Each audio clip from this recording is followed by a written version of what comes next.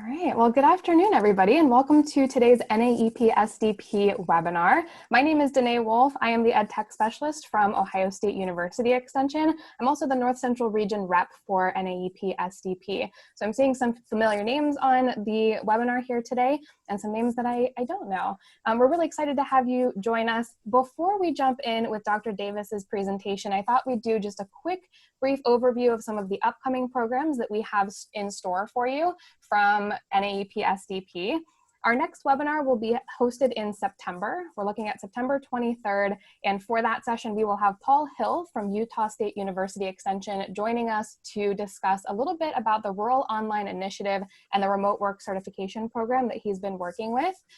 Before that webinar though, July 13th, that whole week, we'll be hosting our virtual summer school series. And this year's theme is program development through the lens of diversity, equity, and inclusion. So each day we're going to choose a different topic of the program development process, from community needs assessment all the way through reporting, evaluation and reporting. And we'll be talking about how to ensure that you're getting, looking at diversity, equity, and inclusion in each piece of that process. Also, the NAEP SDP annual conference is going to be held in Fort Lauderdale, Florida this year, December 1st through 3rd. Now, given our current circumstance with COVID-19, the board of directors is currently discussing whether that conference will be held face-to-face or virtually. But December 1st through 3rd, you should have a save the date on your calendar, and we will be releasing more information, hopefully in the coming month or so, about the format of that conference.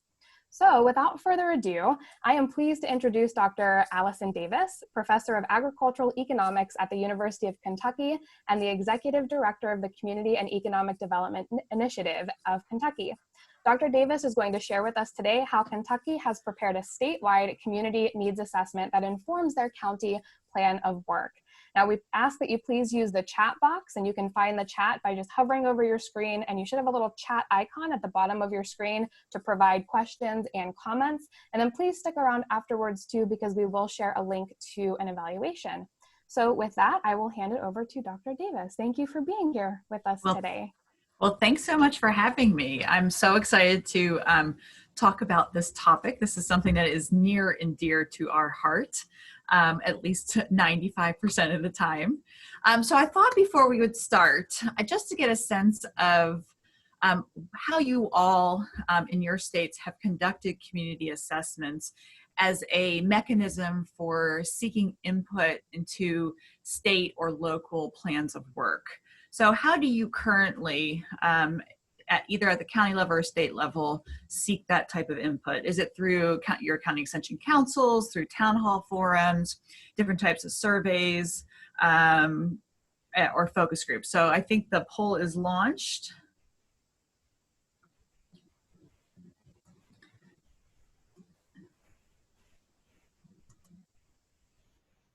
Looks like we've had about 50% of the participants vote, so let's give it just another minute here.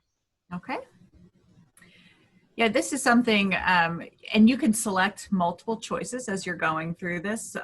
Lots of different universities do it differently, and some places locally decide to use other additional mechanisms. So can't wait to see how you all do it in your state. All right, Allison, we've had a lot of people respond. I'm going to go ahead and end the poll and share the results. Perfect. All right, well, that's excellent. So if you can see here that a large majority provide surveys to existing extension clientele, followed by using our local CEC or other types of advisory councils for input. Those two are the lion's share. Under 50% mentioned using kind of community-wide surveys or focus groups, and only about 12% use town hall forums. So thanks so much for giving me a little bit of context before we move forward. So I'll close out the poll. All right. So we were selected to present on this as Kentucky just finished our statewide community assessment. And many ask, why did you do this? Because it was no small task. It was a huge team that was involved, a lot of agent time and resources, and a lot of time from communities as they responded to surveys and focus groups. We did it because we were told to. But other than that, we did it because we're at that time where we wanted to provide evidence of our relevance to our university and to our state. And in the past, we have largely used input from those who know extension and who love extension. And this was a unique opportunity as extension was going through some thoughts about how we had to restructure a little bit. We were changing administration leadership. We wanted to make sure that extension was positioned to be an excellent resource for all in the state, not just our existing clientele, but for everybody. So I want to go through quickly what our timeline was. This is no small task. In our research of trying to identify other states that have undergone similar efforts, the most recent one was through the University of Missouri. And so we estimated that this would take about a year for us to do from the very beginning to the very end. So about 2 years ago, which is amazing to think of that, there was a committee of agents, specialists, volunteers, including individuals from local communities, some elected officials, that drafted the outline of what our community assessment process was going to be. And they also provided us a survey instrument that they came up with that they wanted to disseminate across the state. So in July, we began the process. In Kentucky, we have 120 counties, so a lot of counties, and we wanted to make sure when we did the full rollout that we really could prepare for the unexpected as much as possible. So we chose to start this in our 5 counties that at the time had a county manager, someone who could really help shepherd the process along. And so that process included conducting surveys, doing interviews, and hosting focus groups in each of the counties. After we went through those 5 counties, we learned quickly some of the things that worked well, some that didn't, and we were then ready to implement in all 115 counties across the state. Our group, so as Danae said, I direct CETIC, which is the Community and Economic Development Extension Program for Kentucky. And our group did a lot of training of agents to help them figure out how to conduct focus groups, how to conduct key informant interviews, how to disseminate surveys so that we are reaching the broadest population across a couple of the months in the fall.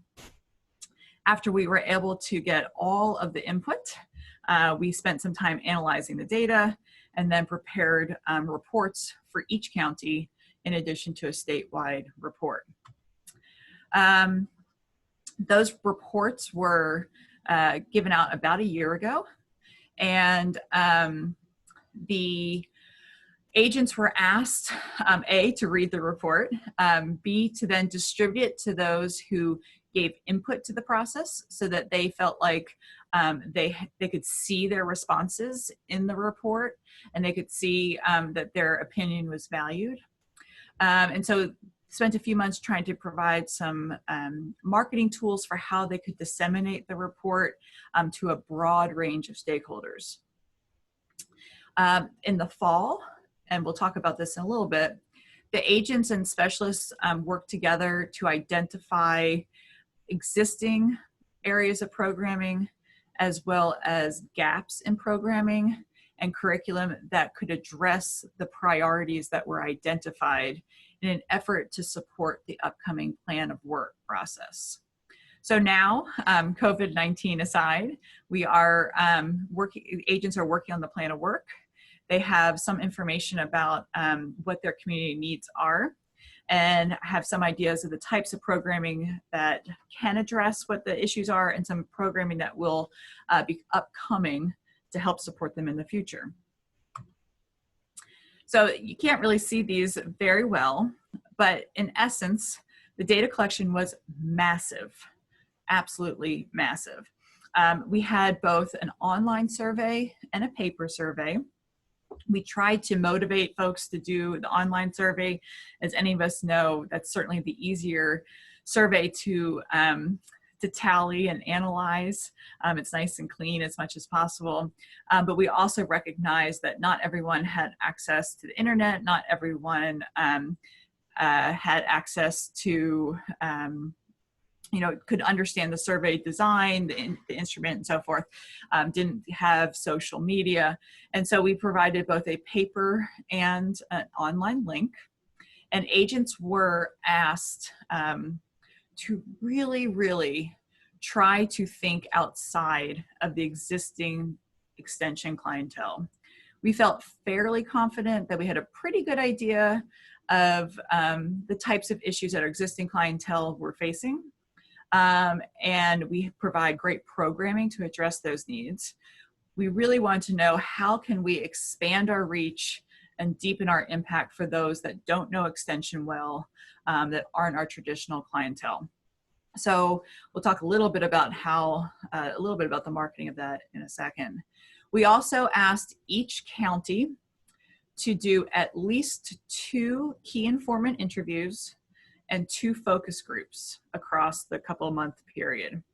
And we asked that the key informant interviews were those individuals in leadership, whether formal or informal, not necessarily just elected, but a hospital director, a health department director, someone that had sort of a great understanding of the community and had some decision-making power.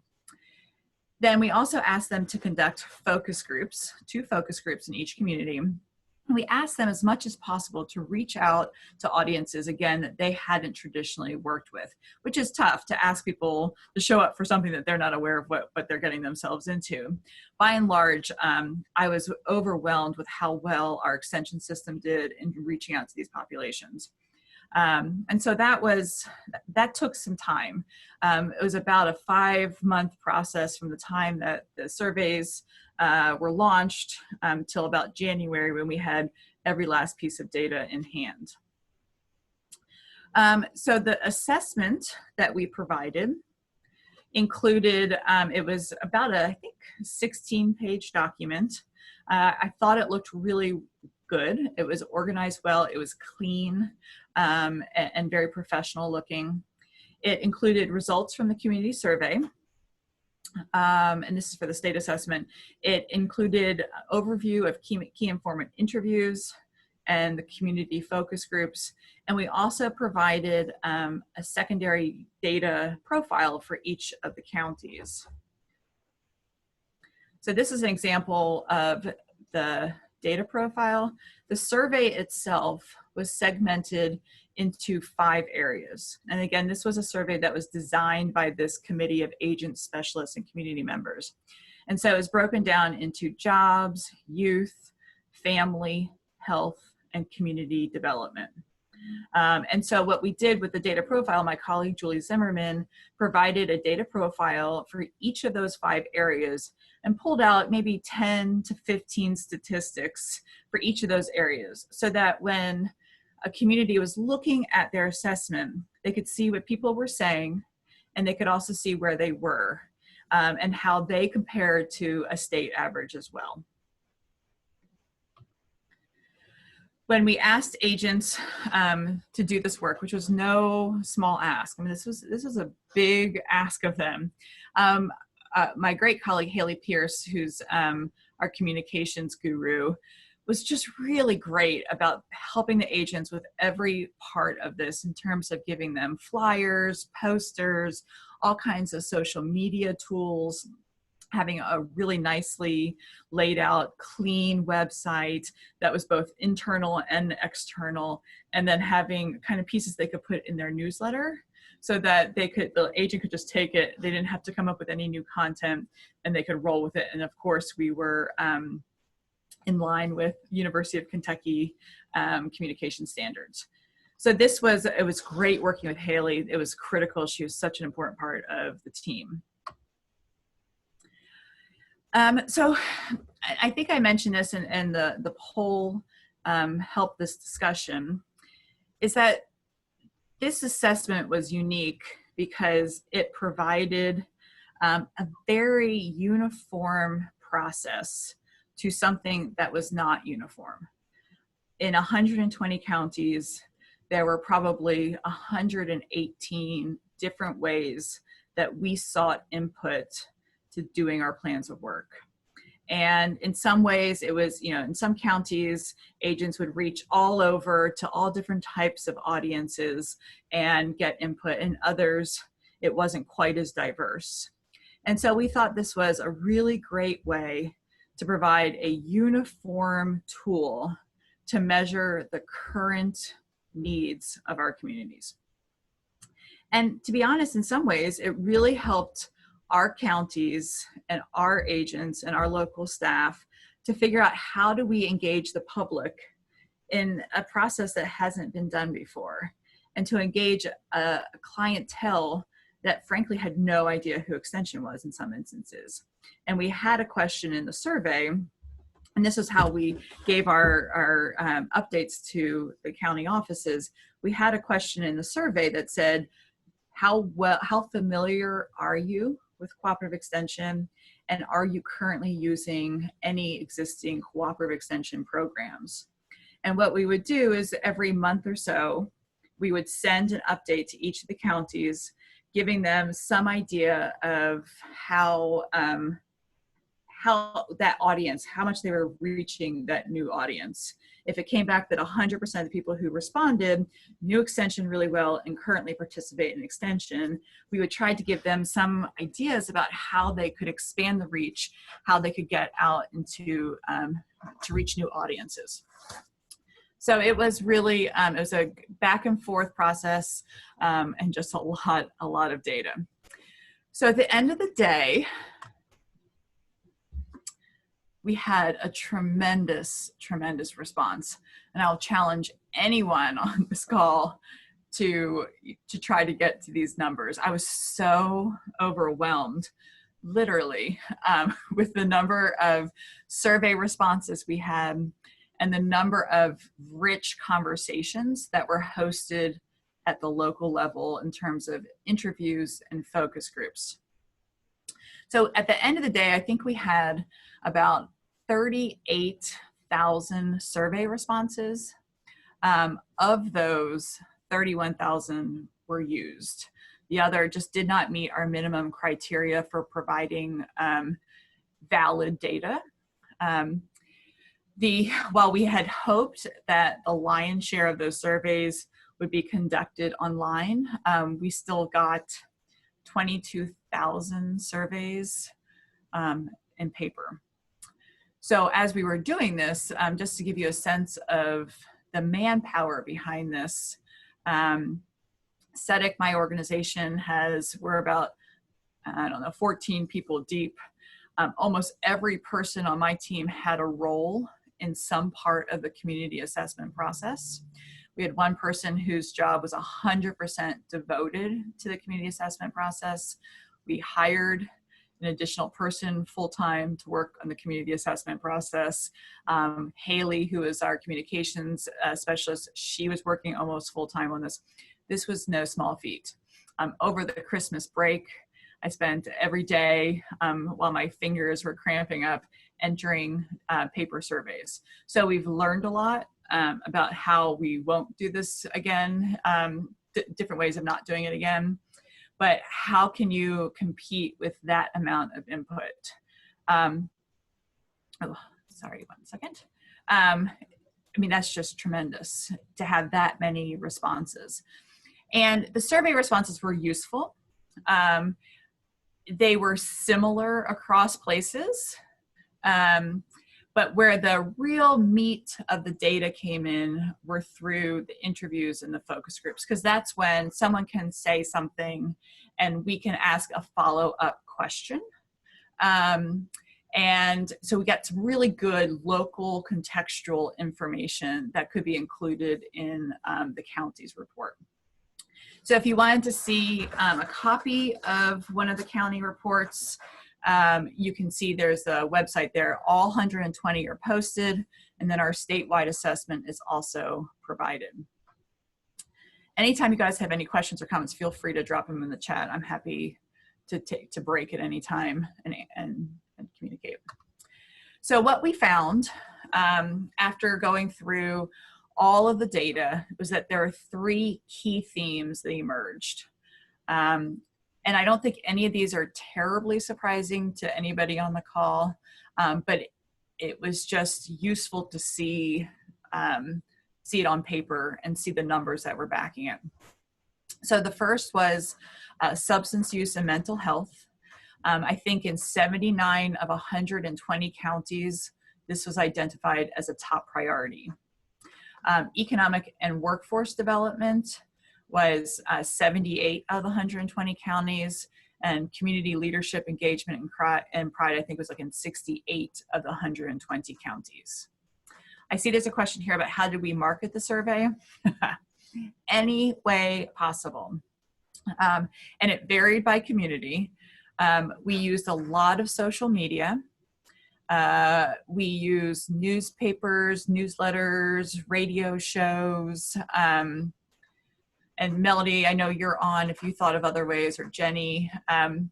You were given just lots of different ways to do it. We spent part of our training discussing different ways to disseminate. I believe we had a Spanish translation. So we had lots of different markets, but we wanted to ensure that it was brought to different events, some that were hosted by Extension and some where Extension just kind of showed up and said, will you please participate in the survey? So lots of different ways. And I think we have that written down. So how do you prioritize the issue from both the surveys, key informant interviews, and focus groups? So surprisingly, they showed up to be almost the same. The only interesting little caveat that showed up was there are 2 top issues that showed up through the survey that weren't quite as clearly delineated in focus groups, but may have shown up a little bit if you kind of thought about it. One was the most significant priority in the survey was illegal trash and dumping. And so what we took from that was that falls clearly under community leadership, engagement, and pride, right? If you have pride in your community, then you will not have illegal littering and dumping, right? So those 2 are clearly linked. The second one that showed up was trust of public safety officers, which is timed well with our current situation in Minneapolis. And again, that's about kind of a leadership development, power issues within our communities. So those were the only 2 that showed up in the survey that weren't necessarily, in some places they were explicitly identified in the focus group, but not in all cases. How do we control for duplication? We couldn't. I did see a group of surveys that came in where clearly the same person filled out 20 of them. And for that, I was able I threw out 19, but other than that, we were not able to control for duplication. We asked on the survey, if you have already taken this, please do not take it again, but we did not collect any identifying information that would be name, contact information. It was strictly on age, gender, things like that. Thank you, Jenny, for giving some feedback. So in the chat box, Jenny said, and Jenny's one of our district directors, said the agents took the survey to every program. There's also friendly competitions. That's always a great way to motivate, at least with me. Make it a challenge to see how many we can get in. Yeah, these are great questions. And we go forward and I'll answer Beth's question in a second. So these 3 issues, and I would gather that this is probably similar in almost every state, is how Extension has organized its response to the community assessments. I'll go through that a little bit. Let me answer Beth now. So Beth said, did you limit your assessment to only those issues that Extension could respond to? No, we didn't. And we got a little pushback from that, right? And our response was, if illegal littering and dumping is a community priority, then it needs to be an Extension priority. Now, Extension's role and how we respond to that very much varies, right? And so it may not be that Extension programming would be identified for that. It may not even be that Extension resources would be identified for that, but it means that there are referrals, there are networks, there are resources that we can at least let people know that this was an identified issue. But we did get a little pushback saying, you know, what is it about public safety? You know, what would Extension do if it turns out that our trust in public safety officials is an issue? Well, I argued it is an Extension issue. This is an issue of community power, of leadership, of transparency. Extension is a facilitator, a convener. They're often ones who help facilitate difficult conversations. We do conflict resolution. So I argue that many of these Extension can address. Now, how they address and the absolutely necessary partners that they use to address that vary. So, but I appreciate that question.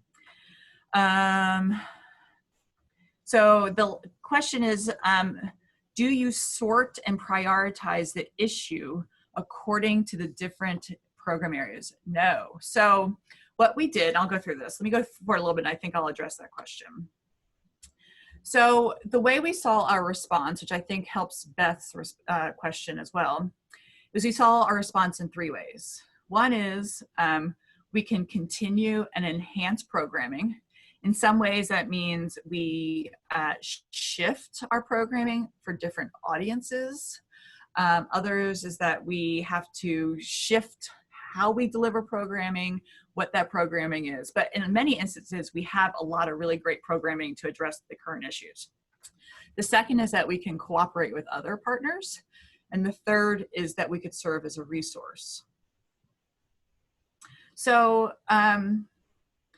the continue enhance programming. So what we try to do, so the program leaders across the 4 areas, I applaud my colleagues for their willingness to just jump on this and say, all right, because I argued, okay, we're gonna have these issues.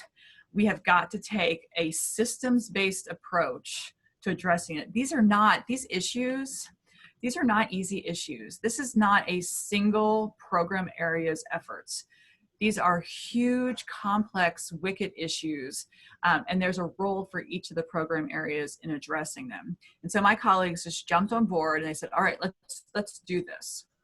So we got to first trying to identify what are the current programs that we're offering and what's working and what's not. One of the hardest things about Extension is to recognize the program that we have has run its course. It's no longer impactful, and by redirecting resources, we could have a bigger bang for the buck. Some of the questions were, what can we improve? What do we need to start doing? We helped Family Consumer Sciences as they were going through their strategic plan, and they ate these data up. All the FCS specialists, I mean, they were so excited by it. But really they'd say, oh, we do this, we do this, we do this. And they're right, they do. And then the question was, what audiences aren't we reaching? And that's where sort of the light bulbs went off about how we have to shift curriculum delivery so that we're able to meet those people that need us the absolute most.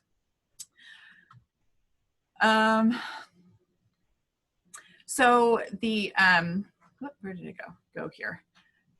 The second piece was cooperating with other partners. And many instances in many of our local communities, those partnerships are so strong. You know, Extension works with all the local community organizations. It could be public health, it could be education, it could be ag organizations. And so we should really capitalize on those partnerships. And see, it may not be our strength to address this, but what can Extension bring to the table and support our partners in their delivery? So we may not be front center for this, but we certainly have amazing resources that we can bring to bear. The last is that we serve as a resource. And this is really maybe a question that, or an answer for Beth, is that in some instances it was like, this is not us. But these are data that we collected, and it's our responsibility to ensure that, that the results make it on to the people who can control this and who have the authority, the power, the ability, the resources to address it. And so identifying what those other resources need to be and who they are and how you communicate with them. So the extension assessment, I thought, again, super, super useful. When we got into the key informant interviews and the focus group forums, which is where I said we got into some really good meat, we asked specific questions about how can extension address these issues. And there were lots of people that said, this is not extension. They don't need to do this. And a lot of those were the traditional folks who knew extension for what it has been and didn't necessarily think of what extension could be and has the ability to be in this instance. But some of those responses included continued programs for workforce development, drug use education, heard time and time again the need for what we're now calling essential skills, but were called soft skills before. A lot of folks in other places said, oh, we just want to see something that has worked somewhere else. You know, we're facing this big challenge. We're rural. We don't have a lot of resources. We just need a couple little cool ideas to get us on the road. It's just kind of an overwhelming situation for them to think about how they could start from scratch. Many communities ask for strategic planning assistance. They asked for looking at strategies, planning, or programs to support environmental improvement, a lot around family development, and a lot around community engagement and leadership development. And they may not have used those words to exactly address that, but they basically would talk about, you know, we've got old guard, we've got, you know, public safety issue, you know, safety official issues, we've got people who aren't transparent. And so what we took from that in the nicest of ways is to say, this is obviously a need for kind of leadership development opportunities.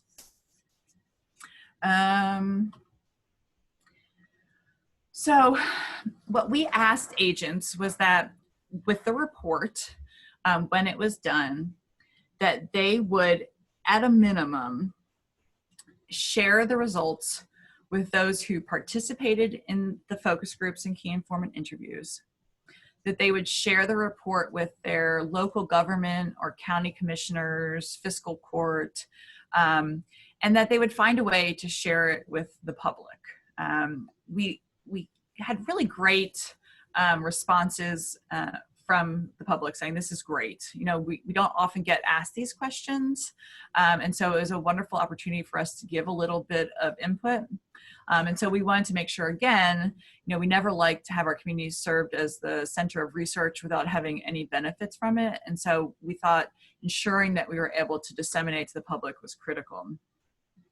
And what we have seen is in a lot of places that the community assessment was a great opportunity to start conversations. It was a great opportunity to think about expanding existing networks. It was a great opportunity to think about how can we, you know, reduce duplications in efforts and hone in on our comparative strengths. And finally, it was a great way to say, hey, we do a lot of this. So let's tell the story of extension and let's talk about some of the great programs that we're doing to address those issues currently. Yes. So again, if you wanted to go to learn a little bit more about our response to the extension assessments, you'll go, it's all online. And what we did was the 4 program leaders over the course of 2 months provided a lot of learning opportunities for our agents. So the first one we held in September, and this was, we really wanted everyone to understand what was and wasn't in the report. or what the report did and didn't tell you. There was nothing in the report that suggested strategies. It was just this is what is right now. It's not what we should be. It is just, here are our community priorities. And so we asked them to ensure that they saw this video and that they fully understood their report before they went promoting the report, right? We don't want to promote bad information. A week later, we did an overview of those secondary data profiles. There were a lot of different data points according to those 5 different themes. And so making sure that we all understood what the data did say, what the data didn't say, and going through interpretations was really, really helpful. Dan Call, my colleague and Associate Director for SETIC, he led a session on how do you use this with your councils and boards. And I know it's not unique to Kentucky, but we had grown to a place where we would go to, in some places, not all, we would go to a council and say, what should we, how are we doing and what should we do differently? And the answer was, you're doing great, keep going, right? And that's on both ends of how do we best engage our councils so that we're making decisions and we're allocating resources that deepen the impact for those individuals and audiences that most need extension. So we should never have that conversation, never have to say, oh, what are we doing? Oh, you're doing great. Well, it's nice to hear that, but we need to have really deep conversations about there's always room for improvement. And so Dan led a conversation about how do we use this assessment report with our councils and boards? How do you facilitate that conversation so that this assessment informs future decisions? These are the words of the people in your community. They've identified these priorities. How do we move forward? And so we gave them some help on that. Then we went through and did a webinar for each of the 3 community priorities. And so the 4 program leaders each had some time to talk about how they perceive the priority as it pertains to their program area. So my colleague Jennifer Hunter, who I love dearly, she's FCS Assistant Director, she was not going to say, my goal is to create jobs in our local communities as FCS, program leader. No, right?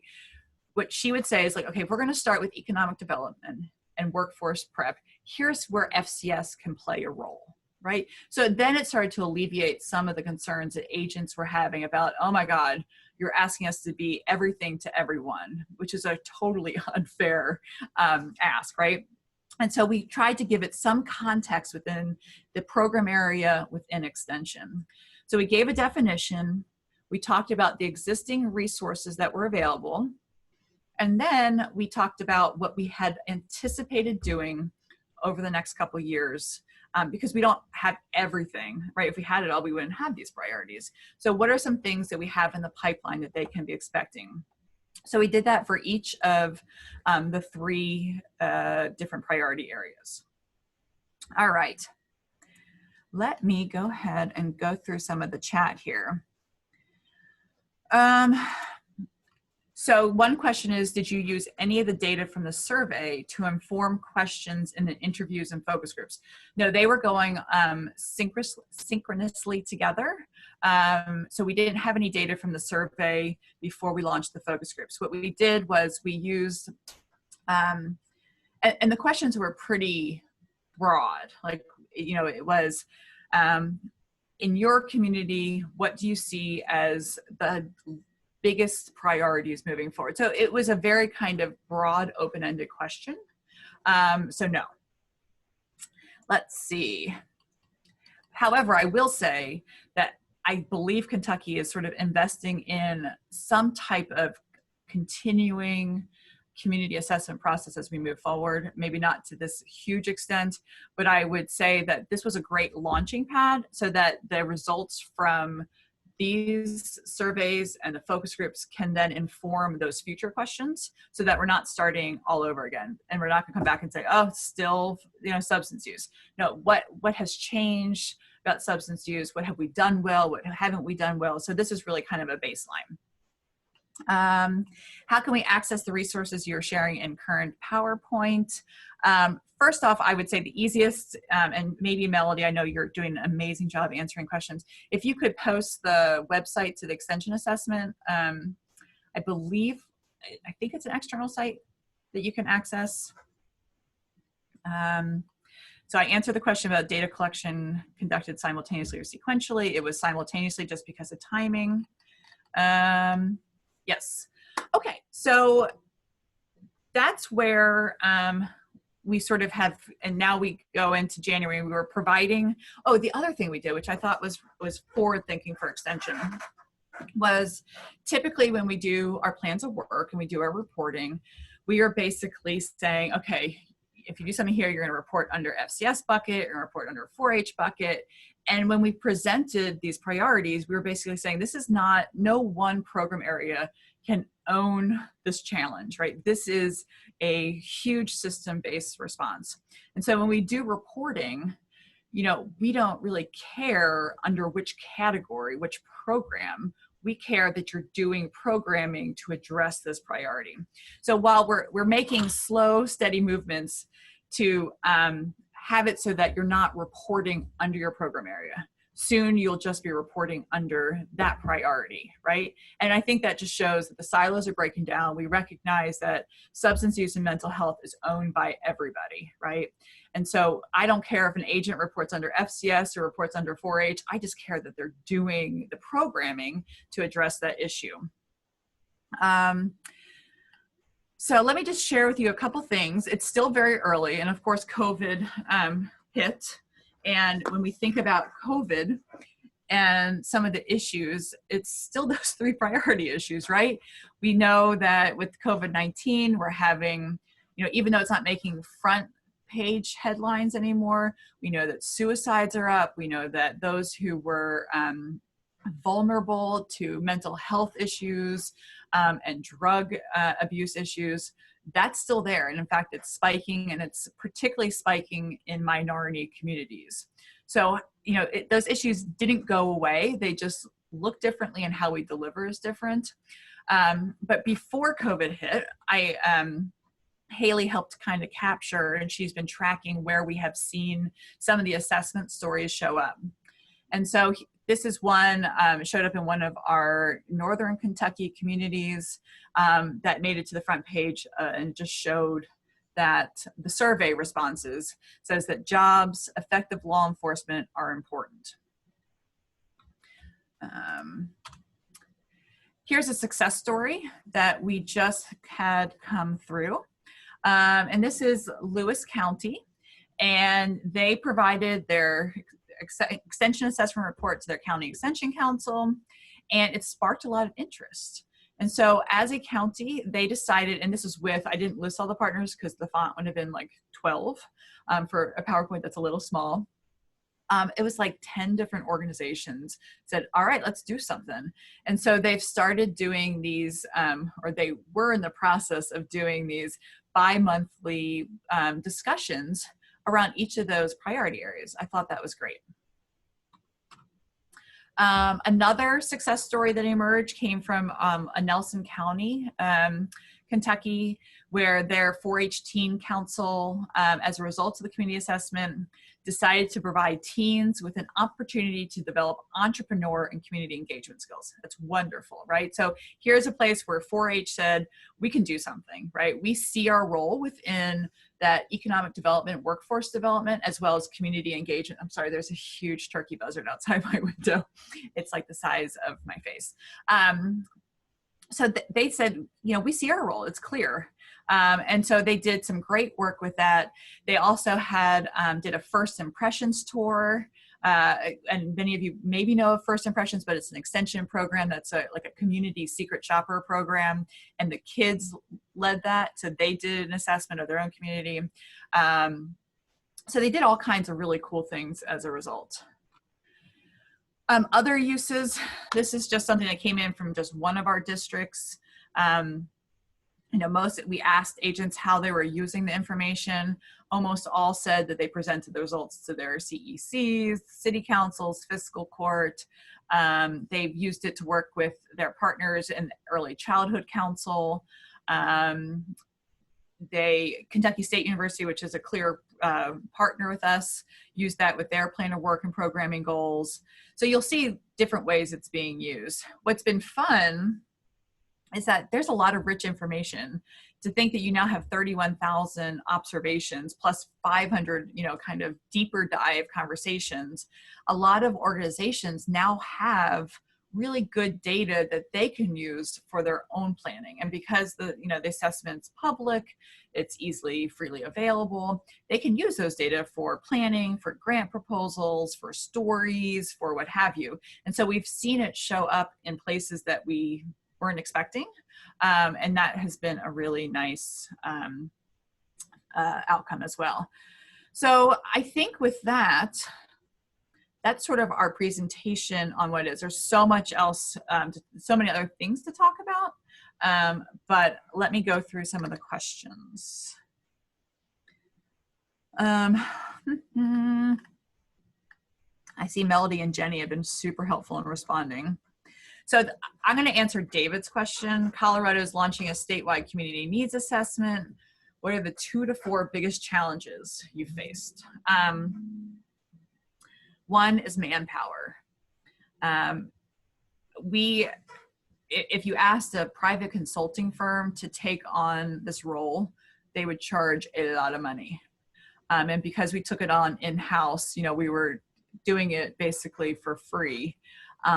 But I had several staff that's all they did. And so there were opportunity costs associated with that. I had to put other programs on hold. There has to be, even though we did the paper survey, one of my staff, she still has PTSD from it because boxes and boxes and boxes of paper surveys came in. And even though we provided kind of clear guidance on how you print out the surveys so that survey reader software would be able to read it so that we wouldn't have to hand code, that didn't happen a lot of the times. And so we hand coded probably 7,000 surveys in addition to ensuring that whatever we were scanning in through the survey scanner reader matched, and there is still a computer error associated with that. So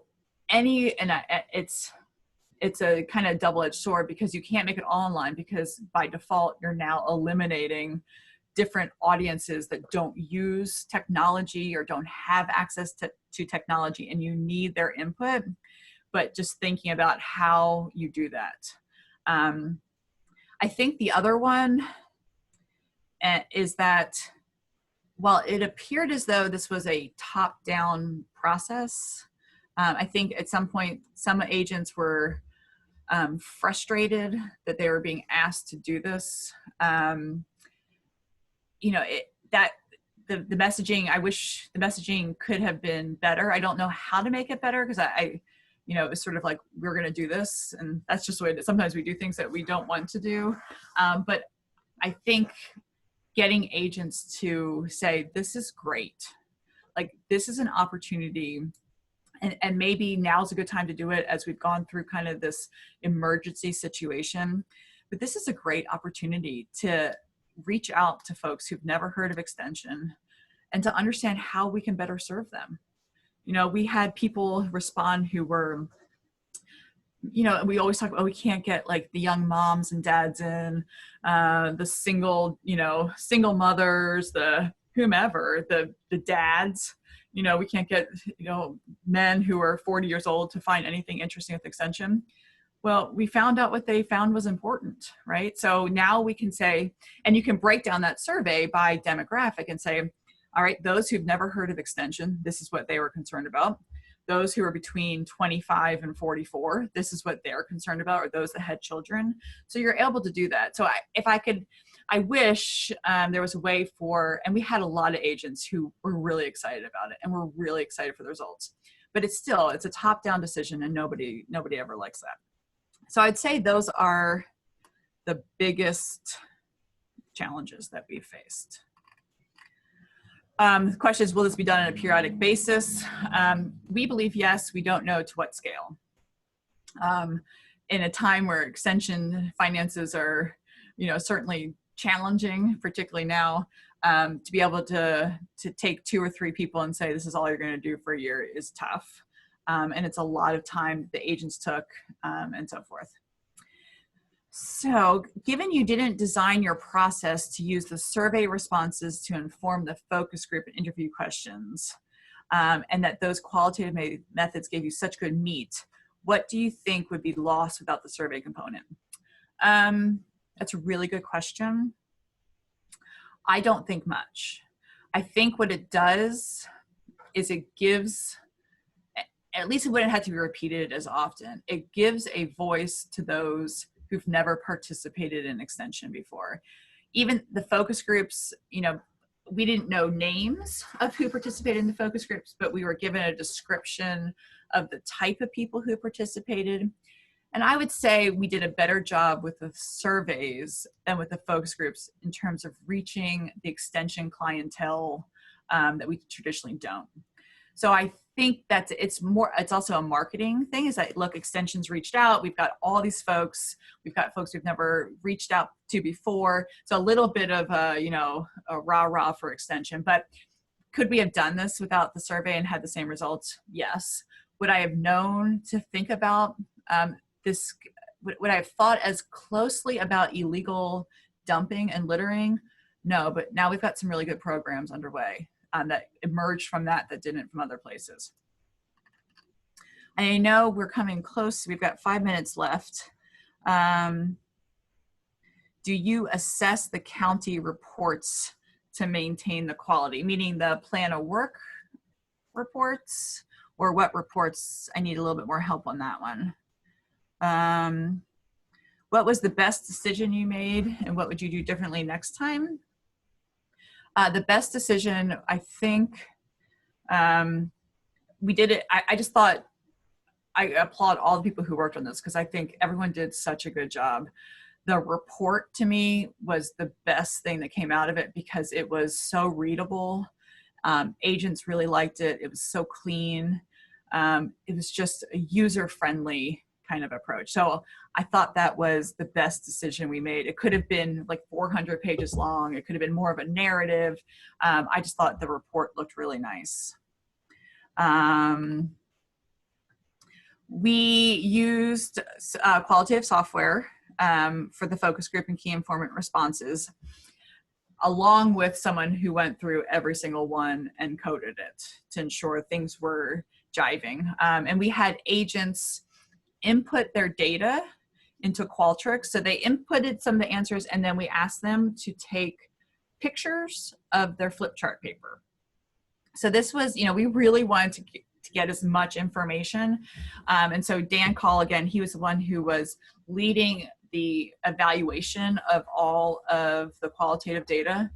It was a very robust process. When we had questions, we went back to the agents and asked them for some clarification to make sure we were interpreting what we saw both in their responses as well as what was on the flip chart paper. I know we're coming to an end. The submitted community assessment reports. So we actually wrote all the reports for the counties. So they didn't have to do any of that. All the agents were responsible for were getting the surveys disseminated and conducting the focus groups and interviews. All the data was then submitted to us. We analyzed everything, and we created a report. So every report was the same across the 120 counties. Happy to share the report. What qualitative software did you use? Well, of course you'd ask that. I can't remember. It's the most basic, whatever. I can't think of the name of it right now, but it's the very standard kind of qualitative. I can see it right now. Okay, so I think if you send me a question, Janet, via email, I'll find out. Yes, thank you, Envivo. Appreciate it. It's one of those brain moments. I am always around to answer any questions. I'll put my, I hope I got to as many questions as I could in the chat box. I put my email in the recent chat box there to answer any questions. Happy to share with you anything more if you're thinking about embarking on this. One thing I will say is that this was hugely important to our central administration, University of Kentucky, that we did this. And so I think we got a little bit of street cred getting this done, and I think they felt like Extension is really there to respond to the needs of our people. So with that, I will stop. Dr. Davis, thank you so much. This was incredible. And I was talking to my director of our Learning and Org Development unit as your presentation was going, saying, oh my gosh, like this is such good stuff. And clearly just based on questions alone, like this is a huge topic. So thank you so much for being with us today, sharing your expertise. I think you've given people a lot to think about. Hopefully you won't be too inundated from questions That's from what people we're here across for. the nation. It does cause PTSD. So that's Yeah. the only thing. So every time I'm like, oh my God, 38,000 surveys. But after I Yes. get past that, we're good. Yes, it's a lot, but clearly you've gotten some really, really good data from that. Yes. I know that we do have an evaluation. I think Gwen can share that maybe in the chat box. We have a link if you can just stick around. There it is. If you can stick around and just make sure that you fill that out for us. And Fran, I saw also posted that we do have a June 10th webinar, which I forgot to mention early on, talking about impact programming during COVID. So I do have a link to the registration for that as well if you are interested in attending that. So with that, thank you so much, everybody, for being here today, for being engaged in Dr. Davis's presentation. And we hope to see you on our next few programs coming up this summer. We hope that you also are staying safe and healthy and sane in what most of you are probably still working from home. So with that, thank you, everybody. We're going to go ahead and sign off.